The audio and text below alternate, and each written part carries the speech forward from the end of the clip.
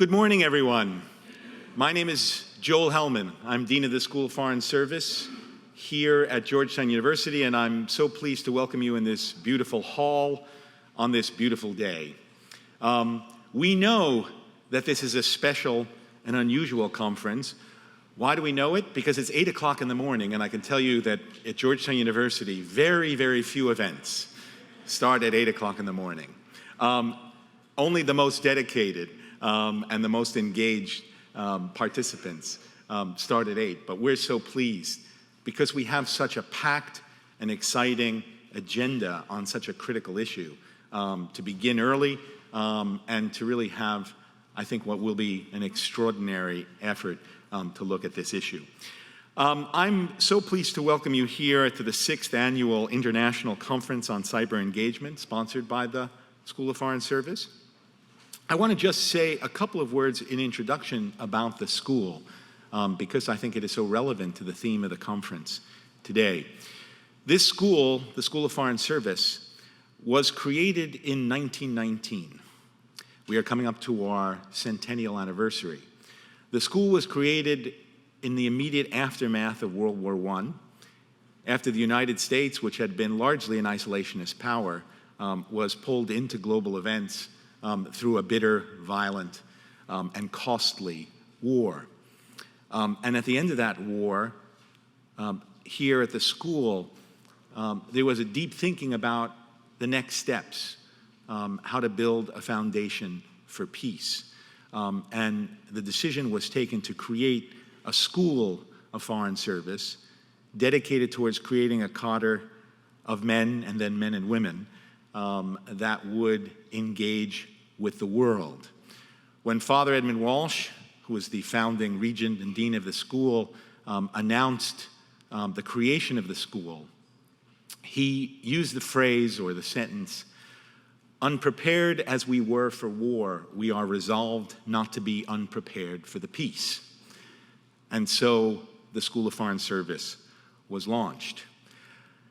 I can think, as we think about our next century's worth of global challenges, that nothing could be more appropriate than bringing together a group of distinguished scholars and practitioners and those interested in the threats posed by cybersecurity, cyber terrorism, cyber warfare, and in thinking about the true way in which we need to be prepared for the peace as opposed to active war, thinking about cyber issues seem to be absolutely critical to these challenges.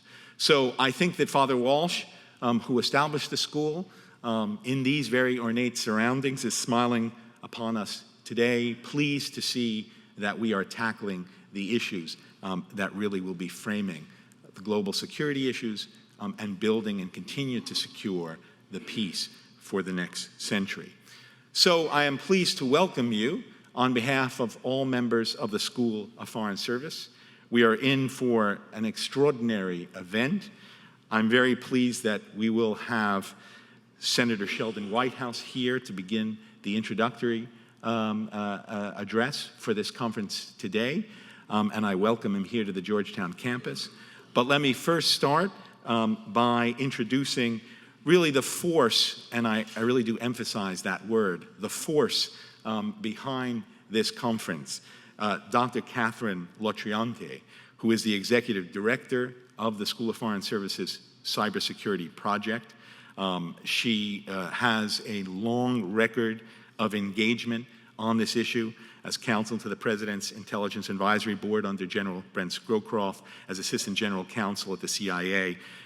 She's taught here at SFS and widely in the field, and she has been the founder and motivating force behind this conference for the past 6 years. So let me welcome Catherine to begin the event, and let me wish you a very successful and engaging conference. Thank you very much.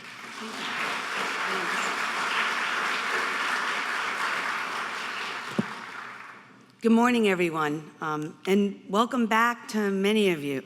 I can't believe it's the 6th year we've done this, and most of you by now just call me Cat. So thanks for spending another day here. I'd like to welcome everyone. This is, I said, the 6th annual conference on cyber engagement, discussing critical policy alternatives. We are grateful, and I am most grateful for the generosity of our sponsors. You'll see their names listed in the agenda and around the conference, and I've got to tell you, without them, this event couldn't happen. So I really want to say how grateful I am and what a wonderful partner they've all been. It really indicates that all of these challenges that we have really come down to actually both the private sector and the government and the academic world working together. Thank you also to speakers and guests that have come from quite far away today. We've had over 40 nations that are represented both in the audience and speakers throughout the day. So just a few brief words before I introduce our keynote for this morning to set the tone. The 1990s produced a worldwide technological explosion in computers, information processing, communication systems, and the use of the internet. The global reach of these vast and complex networks pervades almost every aspect of modern civilization. Much good has indeed come out of this explosion, but there have also developed numerous tensions and challenges.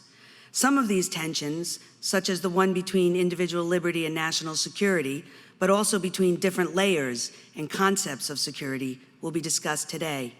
Sure, progress has been made with the world of individuals and nations working together over the last 20+ years, but much remains to be done. These tensions and the issues they raise go beyond the mandate of national security bureaucracies. Political leaders, academics, private sector experts across the globe must work together to provide innovative, systemic thinking so that national planners and society can be prepared for and adapt effectively to the evolving space of cyber. The direction of the evolution that is occurring in this space will affect and be affected by whatever systemic expectations, defense policies, and empowered organizations that are in place over time among nations, friends and allies, and adversaries. We must remove impediments to developing a positive vision for cyberspace for all mankind and seek to work as a whole of the international community to preserve societal security and well-being for the future. We must not assume a future world critically infused with cyberspace that is the same as when the internet was originally designed, or that the preferences of any one are inevitable. So what will cyberspace look like for our great-grandchildren and our great-grandchildren? Hopefully, the discussions today will engage and challenge us, but most importantly, convince all of the true value and the utmost importance of caring deeply about the challenges and tensions that exist today, so we might one day realize a sustainable and stable cyberspace, one that in the future generations can contribute to and benefit from and flourish within. Throughout this conference today, I ask you to stay engaged, keep us proactive, and help shape the future of cyberspace. And before I introduce Senator Whitehouse, I want to let you know that throughout the day, you'll be able to ask questions at the end of each of the panel sessions. What I'd like you to do, there will be a microphone in the middle of the aisle, and if you could just come up and announce, please say your name and organization and your question. And if you could try to keep it to one question so we can allow time for everybody to have a chance.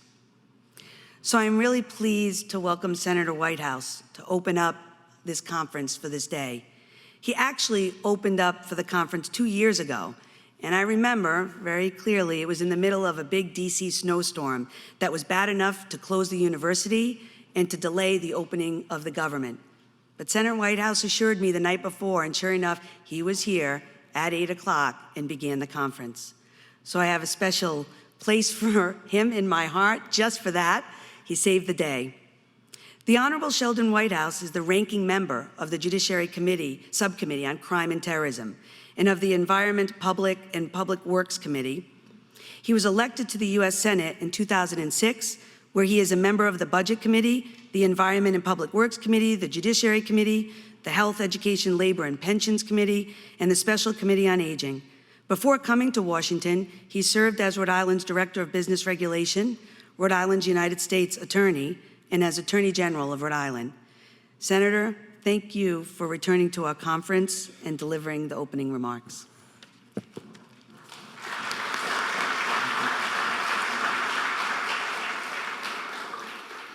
Thank you, Kathy, and good morning, everyone. Good to see everybody up bright and early. Are we actually speaking yet? Good morning, everyone. There we go, good. It is a real pleasure for me to be back here at Georgetown, and it is a real honor to share a podium that will also be occupied by two people I admire immensely, Director Comey and Admiral Rogers. Improving the state of our cybersecurity and giving prosecutors and investigators the tools that they need to fight cyber crimes has been one of my top priorities in the Senate. I want to use today's remarks to lay out a vision for strengthening our nation's defenses against cyber attacks of all types, from overseas criminals who use sophisticated malware to empty Americans' bank accounts, to nation-state actors who steal America's intellectual property, to terrorists and enemies who probe and attack our critical infrastructure. We are a nation under constant assault. I am working with the CSIS study group on cybersecurity, with the so-called Donelon group that President Obama has appointed, with the Naval War College and others, and today perhaps a little preview of coming attractions. When the media covers the cyber threat, we often hear warnings about a coming cyber Pearl Harbor. This analogy may be imperfect, but I think it does highlight the gravity of the threat.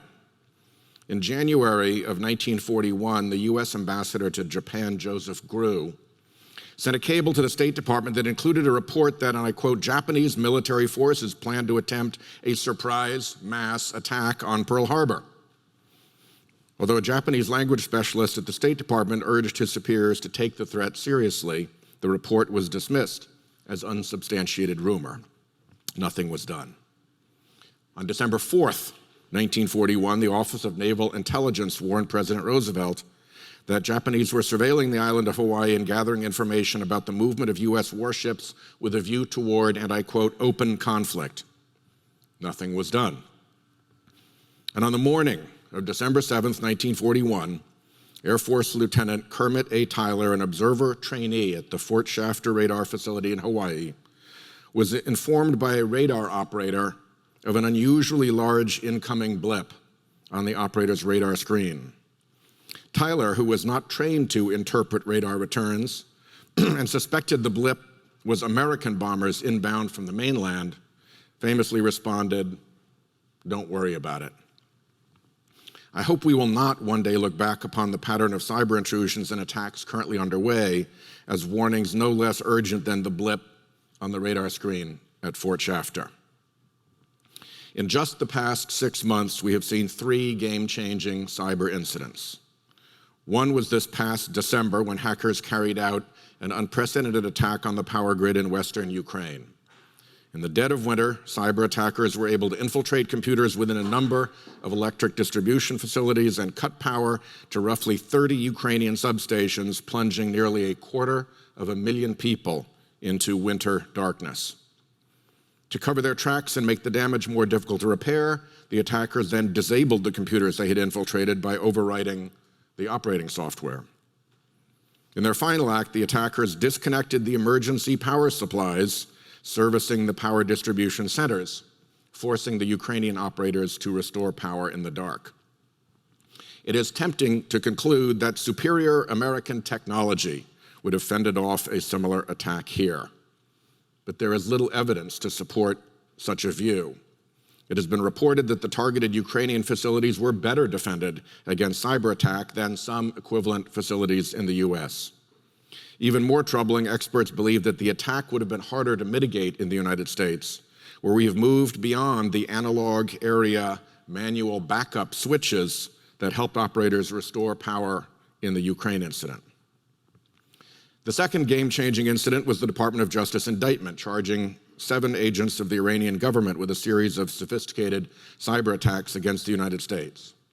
The indictment charges the Iranian defendants with using zombie networks of compromised computers, botnets, to target the US financial system. Allegedly, they attacked 46 different financial institutions by flooding their computer servers with data. The attacks cost tens of millions of dollars to remediate and caused hundreds of thousands of customers to lose online access to their financial accounts. One of the Iranian operatives charged in the indictment is also alleged to have hacked into the control system for the Bowman Dam in Rye, New York. The attacker was able to gain full control over the dam's operations and would have been able to open the dam's sluice gate and release stored water had the dam not been under maintenance at the time of the attack. A third warning shot was fired in the first few months of this year when more than a dozen hospitals were infected with a malicious software variant known as ransomware. Ransomware infects computers silently, encrypts files using an unbreakable algorithm, and then demands a ransom in order to return the encrypted data to a readable state. The ransom varies, but can be tens of thousands of dollars or more.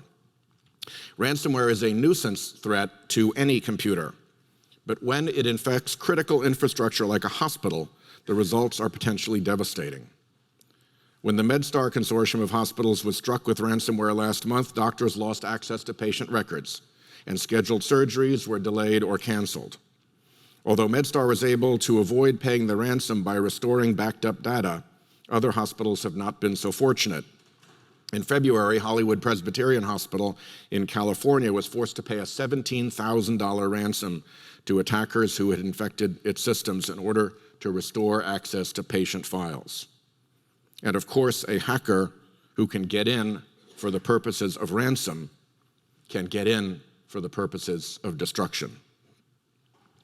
These incidents make it abundantly clear that we need to harden our cyber defenses. While Congress cannot solve this problem alone, I believe that there are a series of common sense reforms that Congress can implement to mitigate the cyber threat. A good first step would be to enact legislation that powers up our cyber prosecutors and investigators against cyber attackers. Together with Senator Lindsey Graham, I have proposed legislation that would create a new federal offense for hacking critical infrastructure with more significant penalties. It would create a new offense for trafficking in botnets. Buying and selling botnet access is a new form of criminal trade. And it would expand the Department of Justice's authority to seek injunctions to tear down botnets.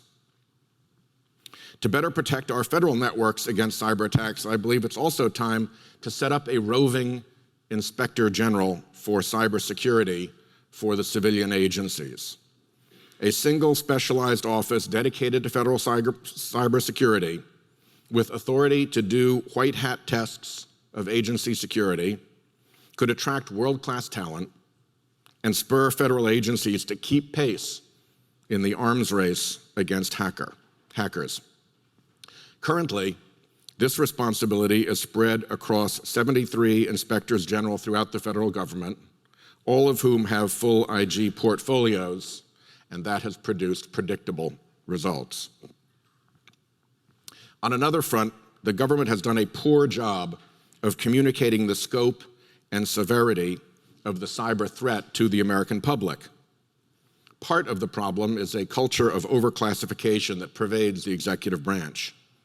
Too often, information about cyber attacks targeting our country, our banks, our critical infrastructure is reflexively classified, which prevents the public from understanding the threats that we face. And of course, private companies never want to talk about being hacked. We need a good storyteller for our democracy to function with the right degree of attention to this problem. I hope the new president will create an office within the executive branch, probably at the White House, charged with clearly, constantly, and concisely reporting to the American people the actual state of the intrusions and threats we are experiencing, and empower this office to declassify information that would contribute to the public's understanding of the cyber threat. The report could anonymize individual targets where appropriate. It's not necessarily necessary to name and shame individual institutions. And of course, it must not release information that would imperil national security or law enforcement efforts. But we can't operate as a democracy in this space with an ill-informed public. Another communications move for the executive branch would be to communicate more clearly to the world the consequences for nations that sponsor cyber attacks against American businesses and government. I have applauded the Department of Justice's efforts to publicly indict foreign agents for cyber attacks, and I urge the department to keep going. But we must use the power of diplomacy as well, and with a coalition of willing allies, develop international cyber norms that set expectations and empower deterrence in cyberspace. We don't need to wait for countries whose motivations don't allow them to be productive treaty partners.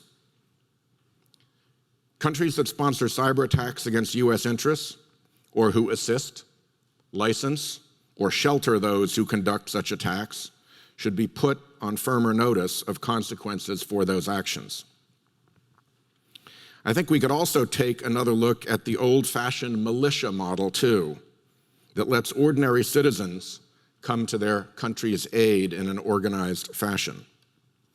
In this cyber theater of operations, it doesn't really matter how someone's hair is cut, or whether they can't or won't do push-ups, or if they usually sleep in until noon. A cyber militia that attracts people who have real expertise in this space is worth exploring. The final piece of the puzzle is the private sector. Private sector companies have immense knowledge and skill in defending both our private and government networks. Private sector companies also manage critical infrastructure, like our financial system and power grid. We need to take advantage of the first group's talents, and we need to make sure that the second group isn't slacking or free-riding in its cyber defense responsibilities over critical infrastructure. The next president should stress test the NIST framework effort to make sure it is actually producing adequate security for America's critical infrastructure in key industries. And perhaps a segment of the internet that is hardened to only allow fully verified access should be created for some of this critical infrastructure. The new president will also need to answer a very difficult question: how and when the private sector should be permitted to engage in active defense of its own networks. Private defense would, of course, need to be closely coordinated with law enforcement and military actors. But in the spirit of letters of marque to the old privateers, it is time to consider whether our surveillance and hacking statutes need to allow private entities some licensed scope to defend themselves. Those of us in Congress who are concerned about cybersecurity will continue to work to strengthen our laws and better protect our nation against cyber attacks. It has been a pleasure to join with you this morning to talk about these important issues, and I welcome any questions or thoughts that you may have. Thank you very much for including me this morning.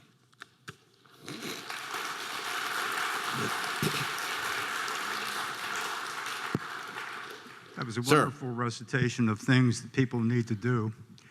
I would ask you to consider what perhaps you need to do in the way of spearheading indemnification as an enabler for private industry involvement in information sharing. With that indemnification, there's a reluctance on companies to share information for a variety of reasons. Are you in favor of indemnification? And are there steps being taken to promote this as an enabler? I'm afraid I didn't understand your question. I supported the information sharing legislation. I don't know what you mean by identification. Indemnification. Oh, indemnification. Jesus Christ. Sorry, I thought you said Sorry identification. for the blasphemy here. Indemnification. Indemnification. I think there's a reasonable indemnification that can be applied. I think that the information sharing bill that we did with the communication service providers is a good model. I think that there's a strong possibility that that model can be extended into other areas of critical infrastructure as part of this effort to harden our cybersecurity. When you get near corporate actors, very often there's an effort to maximize the amount of indemnification they can get for a whole broad, wide array of things. So we can't necessarily take their wishes and just say, sure, whatever you want. We've got to make sure that we're focusing on the kind of indemnification that will encourage the sort of behavior that we need. But with that limitation, I think, yes, we should support appropriate indemnification. And sorry, I didn't hear you more clearly. Good morning, You've already Senator. cited the good Lord, and here we are. It's only 8:15 in the morning. It's lovely Good morning. it's lovely to see you as always. Good morning. How are you, Dean? Good to see you. Good to see you. And thank you for your leadership. As you know, you've been on this issue for a number of years, and it's wonderful that you're up in front, as always, on the critical issues. The questioner is an escaped Rhode Islander who was the first dean of the Roger Williams University Law School, and wonderful. I used to work very closely with the senator. So, one of the hot issues, you know, is the encryption issue. Yeah. And Director Comey's taken a certain position on it, and Silicon Valley has taken a different position. So I thought it'd be interesting to hear your thoughts about where you stand and what role you think the Congress can play in this particular debate. And I'm sure you're quite familiar with the All Writs Act and the controversy that's been surrounded about it and the theories that Congress should be acting. So maybe if you can enlighten us as to where you're standing on that is.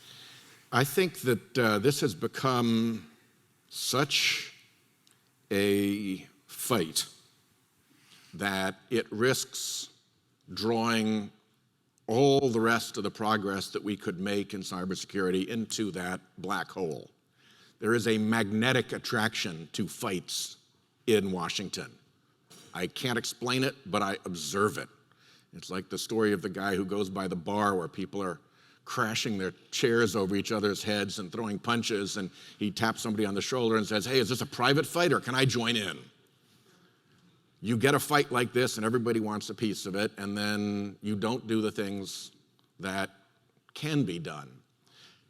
There was a wonderful book about the United States that was written many, many years ago that talked about how one of our gifts was to contain particularly lively debates within the cool, dry atmosphere of judicial review.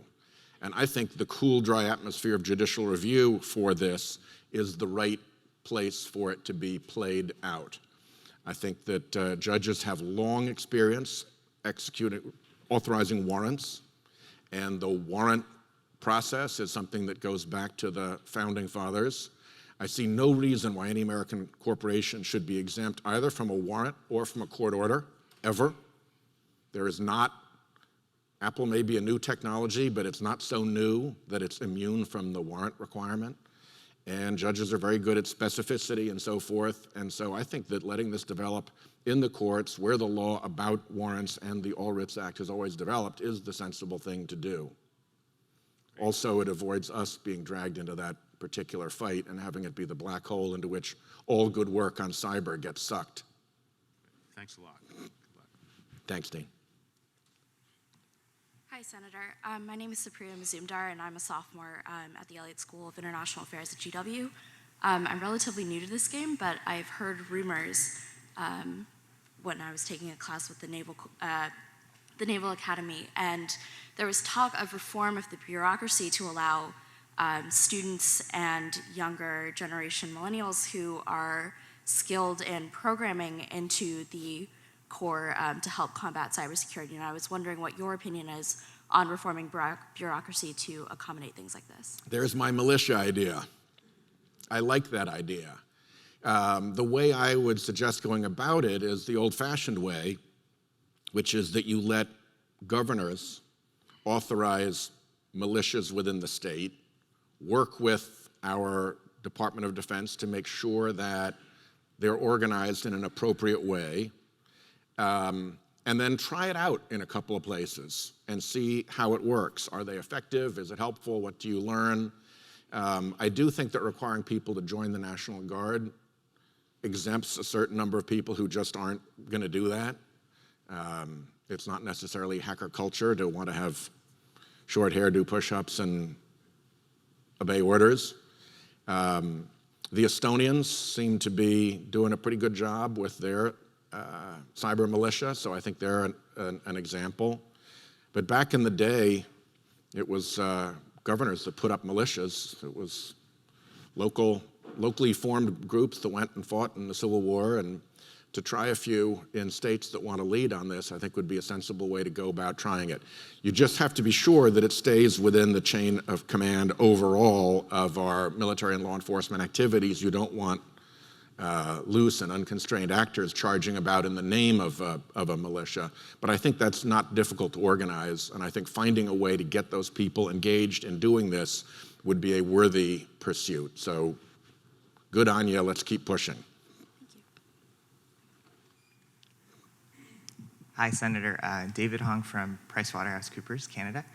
Question from the private sector. What kind of active defense would you want to see permitted, and with what sort of safeguards? Only the kind of active defense that law enforcement and the military have signed off on, for starters. There may be types of actions in response to specific threats that could be kind of pre-authorized so that if it happened, you didn't have to wait for permission, you could reply. And you'd need to have, I think, a pretty robust conversation among the leading actors about who's really capable of doing this and when should they be allowed to do it. Because of the way electrons flow around the internet, it's easy to misfire. And so it's something you'd want to proceed with, I think, real caution about. But when you look at how much expertise there actually is out there, and when you look at how much risk there is out there, the idea that active defense by the private sector is something that we should categorically refuse to discuss or allow, I think is a mistake. So it's something you have to, I think, tiptoe into with considerable caution, and only with the approval of our defense and law enforcement folks. But I do think it's now the time we have to start having that conversation, and I think that a good look at some of the cyber laws that would tend to deter that would be a good forum to have that public conversation. We did issue letters of marque to privateers for many years, and the letters of marque, and sometimes it's funny how the newest things have ancient antecedents. So here we are in this brand new world, and I think letters of marque and reprisal actually have some antecedent value. And of course, when Microsoft went after the original botnets, they went back to 14th century common law English doctrines in their complaint. Trespass upon chattels, if you want to go blow some dust off really old law books.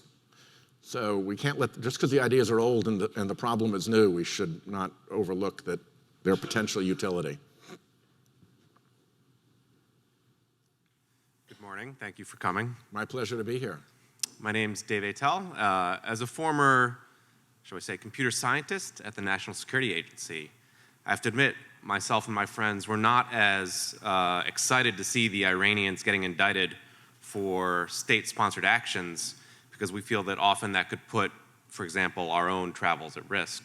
Do you ever look at some of these issues and say they might be better dealt with the State Department as opposed to a law enforcement mechanism? There is that argument, and I know from various back-channel sources that particularly when the State Department was planning to indict the Chinese military actors for their attacks, there was basically blowback from everybody. The State Department was up in arms, oh no, this is going to ruin our diplomatic. And the military was up in arms, oh no, this is going to ruin our peer-to-peer. And the Commerce Department was beside itself, oh no, they're going to take it out on our companies. As it turned out, I think they set a really important mark by doing that. It turned out that in all those vectors, we were able to continue to go forward and work. And while the Chinese weren't pleased, they were willing to, they lived with it. And I do think it sets an important standard, that there's some things that really, we're not supposed to be allowing to happen in our country. Unfortunately, we do have to be prepared for some degree of reciprocality. But we can work through that as it emerges. I just don't think this should be a zone in which law enforcement no longer has relevance. You can't just unilaterally disarm law enforcement in this sphere.